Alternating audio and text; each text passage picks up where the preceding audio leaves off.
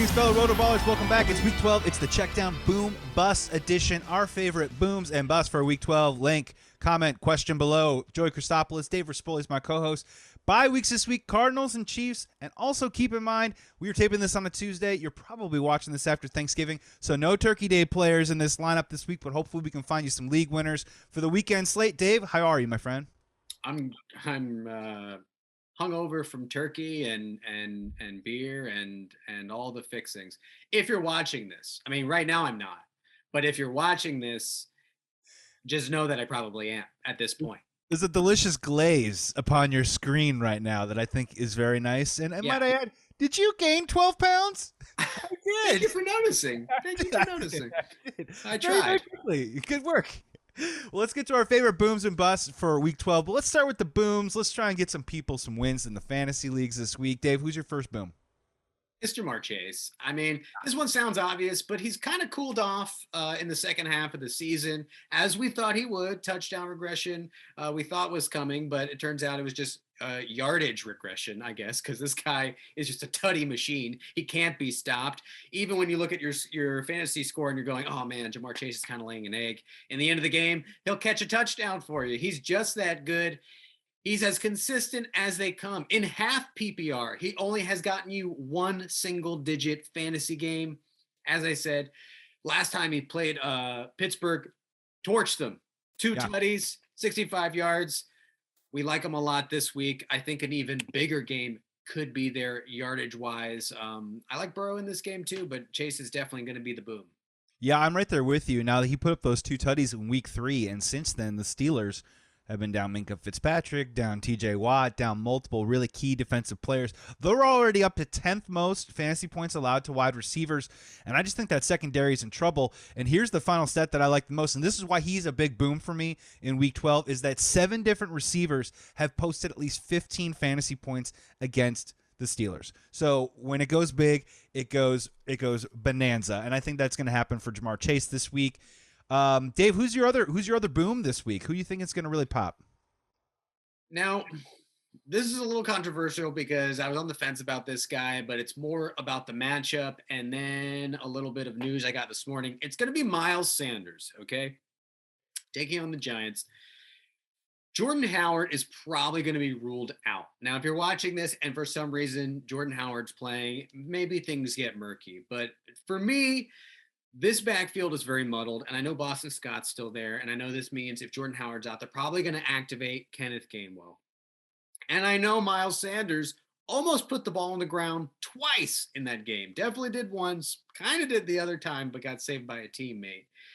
But here's what I like, okay? Returning from injury, 3 plays that went for 10-plus yards. Yeah. This guy is a big play waiting to happen. He always has been that player. Jalen Hurts likes him. If Jalen Hurts happens to not vulture a touchdown down in the end zone, I think he will be the goal line back. I could see him breaking off a big one, especially against the Giants, who give up a lot of big plays to running backs. What do you think, Joe? I'm right there with you, and the most impressive part for me was I was actually on RotoBaller Sirius with Scott Engel. Shout out to him for having me on, and they asked me about Miles Sanders, and I said, you know what? I don't trust him yet because I don't know how many carries he's going to get, how many touches when he comes back. He got 16 touches coming back, so clearly I think he's ready to roll. I think he's healthy, and against this New York Giants matchup, 14 different running backs have already posted at least 70 all-purpose yards against them this season. That's a great floor to start right there. Miles can't catch it out of the backfield. I think he's a good flex option this week, and I'm with you, man. He could bust off a big number, and sometimes when these guys come back from injury, we don't know what's going to happen. I think he's back in the fold right away, which is also why I like him for a boom a whole lot. And my final boom, Dave, is, you know what? Shame on us for not having him on the show earlier. And you know what? This is one of those home cooking comfort meal kind of food picks right here because we're going to go Deebo Samuel versus the Minnesota Vikings. This guy has been amazing. First of all, the matchup's great. Vikings, 3rd most fantasy points to wide receivers. They've allowed 8 100-yard receiving games to wide receivers this season. Samuel, 8 touchdowns already this year. He has 7 straight games of at least 60 all-purpose yards. He has 6 games this season with 90 all-purpose yards. This dude's getting it done every single week, and now he gets a really, really juicy matchup against a secondary that can give it up really big. I'm hoping that, we think we've seen great things from Deebo Samuel before. We could see even bigger things in the boom category for Deebo Samuel in week 12. I love the call, Joey. Why don't you go ahead and give us a bust, someone who may be in starting lineups, but people should be tempering their expectations for? Who do you not love this week? Yeah, this pains me because he's definitely on one of my fantasy teams and one of the fantasy teams that I'm doing well in this year. And I'm with you, Dave. Keep this in mind. Disclaimer: you're probably going to have to play this guy, right? This is Jalen Waddle versus the Carolina Panthers. Jalen Waddle, he's averaging 9.5 targets the last 5 games. Now, that's a target share that I can live with on a week-to-week basis. I just think Carolina's secondary is legit.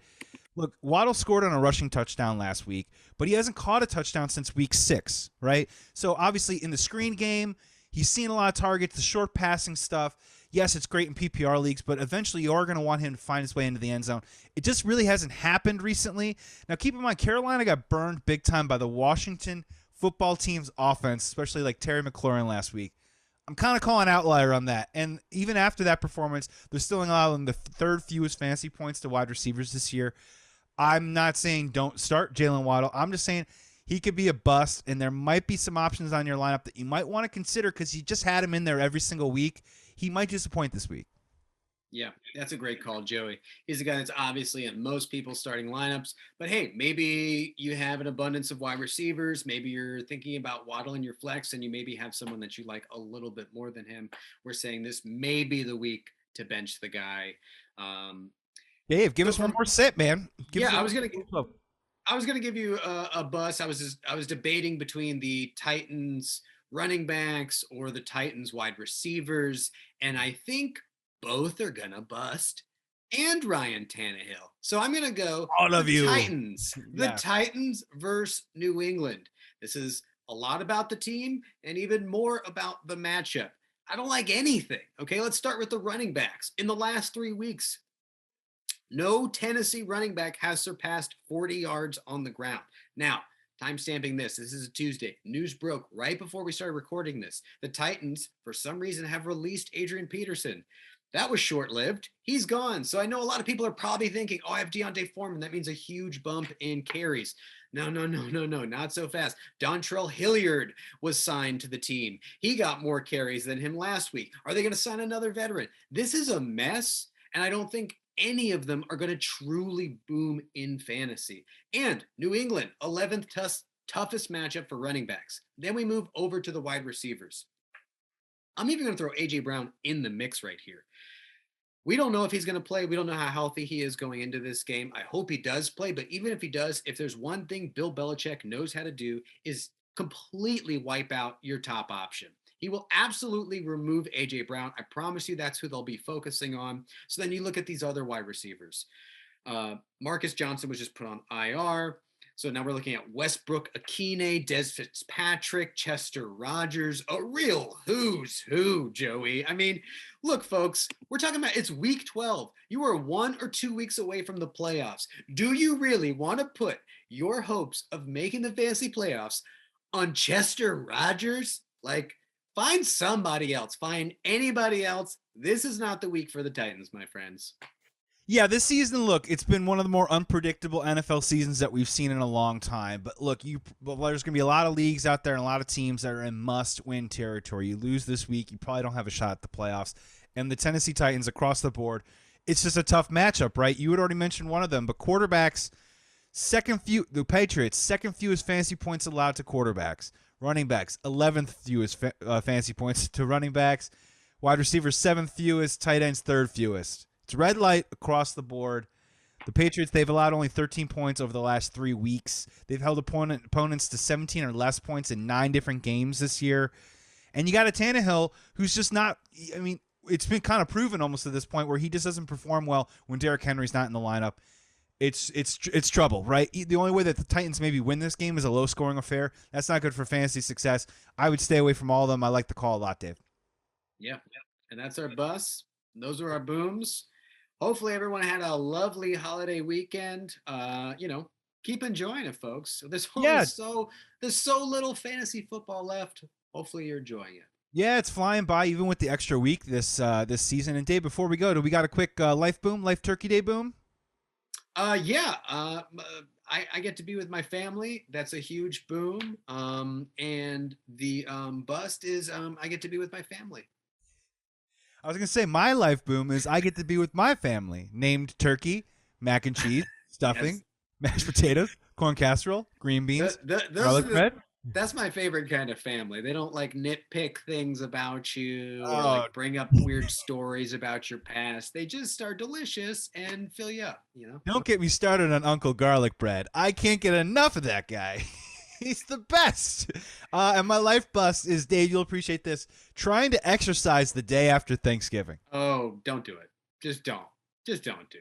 Don't do it. You know what I mean? Like that's why they When you make put New on Year's those, resolutions. It's for you to get as big as you can through all of the holidays, not do any working out or exercise. So on the second of the year, you'll get that nice gym first of the year discount, and then you can start, working out.